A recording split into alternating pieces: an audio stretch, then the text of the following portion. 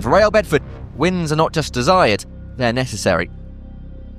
And this evening, they face up against 16th place Stotfold. Today is a team reminiscent of Bedford's best performances this season, which should bode well.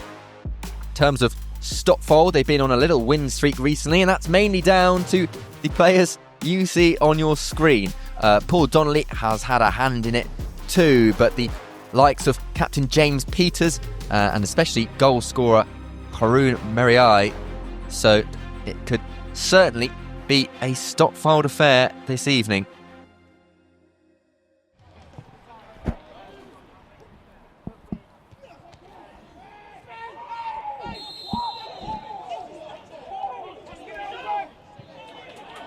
And a red card shown to Ashley Kersey. And a little bit of a scrimmage, which is never necessary. Richardson the man down. And that will make things so much more difficult for Stotfold. He's still having a few words.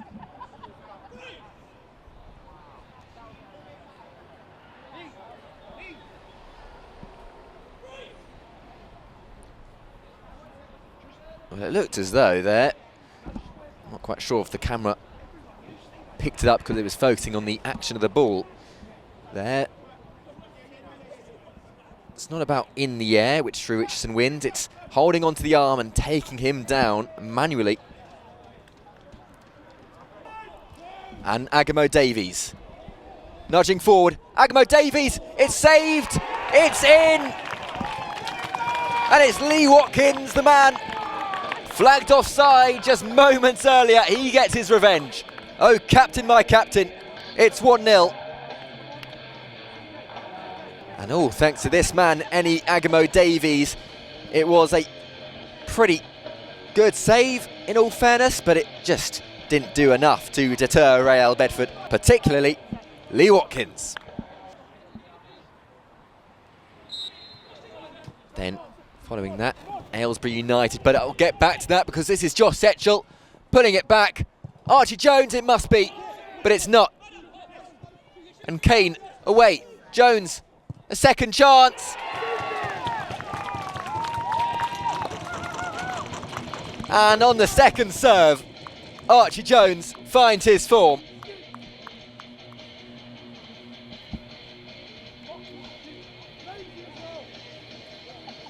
And that caps off nicely this first half, I should think, because Real Bedford have added another, doubling their lead. Well, he had his head in his hands after he had missed the back of the net, but he was just gifted the ball again, much to his delight. And it was indeed the second time of asking, where he was able to slot it in that bottom corner. So it is 2-0 here at the Leisure Stadium and place. He chooses Richardson. So fantastic ball through. Flag is down. Joey Evans makes it look easy.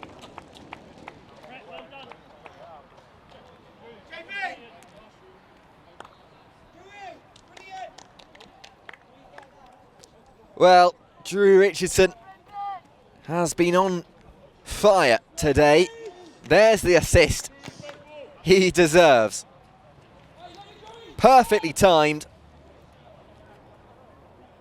And I did say, Joey Evans, he makes it look easy, but for a striker of his prowess, it is just pretty simplistic for him. Go on. So another goal for Joey Evans. He's tallying up that number. And Stevens meeting it. Ben Stevens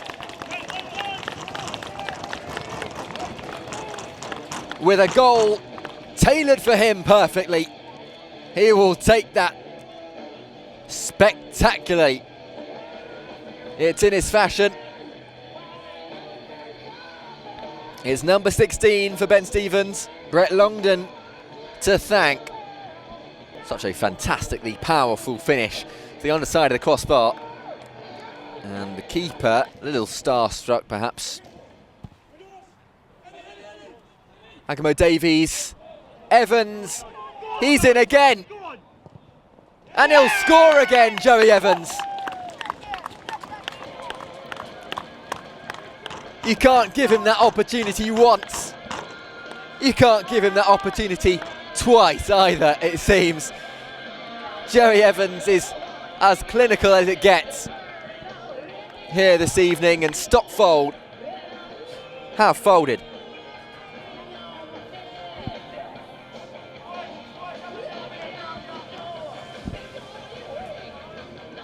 So his goal tally is even happier than it was before, and it is 28. He's on the road for 30 this season. But Joey Evans, his second today. Morel floating over, Setchell, Hitchcock will let fly. Superbly taken. Tom Hitchcock, 4-6.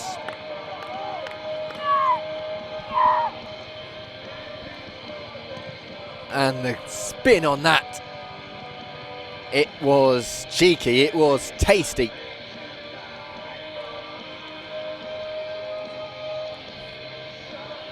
Properly fantastic. Josh Setchell wanted it. Perhaps he didn't. Either way, he just let Tom Hitchcock have his fun. I say fun. Hitchcock's reaction was very nonchalant.